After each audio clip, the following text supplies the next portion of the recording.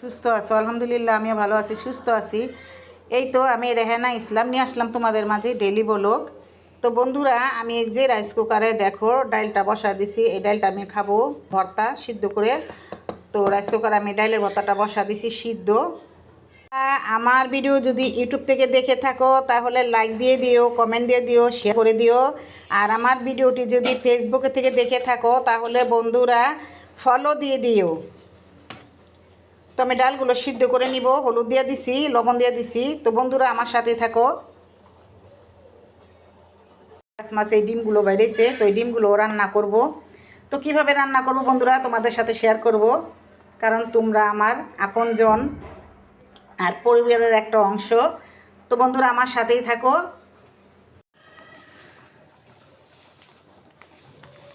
বৃষ্টির দিনে ঘর ঘামা ঘামা ভালোই লাগে না।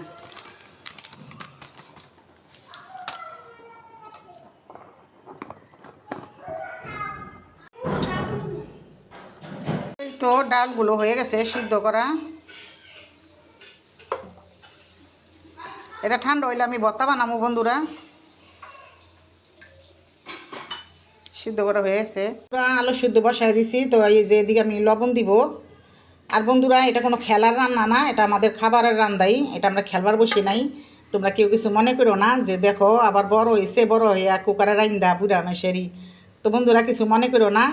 তো দেরি হয়ে গেলে আমি কুকারেই বসাই দিই। এই কুকারে তিনজন মানুষের রান্নাটা হয়ে যায়। বন্ধুরা আমি আলুর ভর্তাটা বানাই নিতেছি। আর মরিচগুলো আগে ডইলা রাখছি, শুকনা মরিচ আর পেঁয়াজটা তেলে ভেজে নিছি।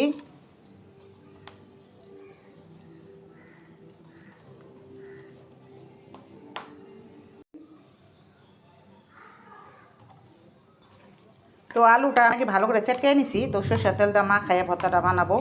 আর ওইখানে আসমান ডাকতাছে বৃষ্টির।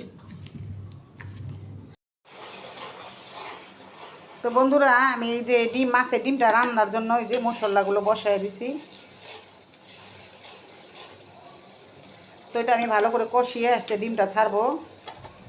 পুরা ডিম দিয়ে দিছি দেখো। এখন এই ডিমগুলো ভাজা ভাজা হইলে, বোনা বোনা হইলে নামাই ফেলবো।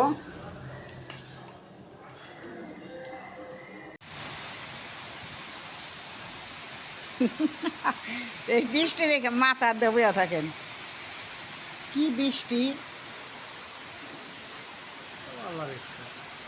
গাছ একবার উল্টে জায়গা।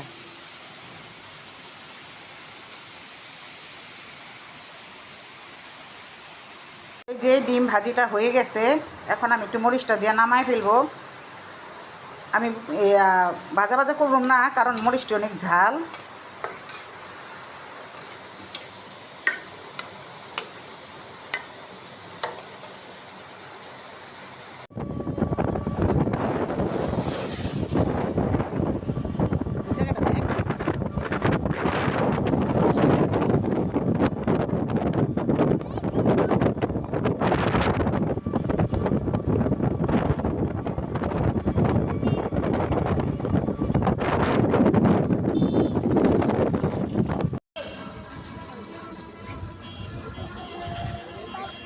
এটা সুন্দর লাগে না?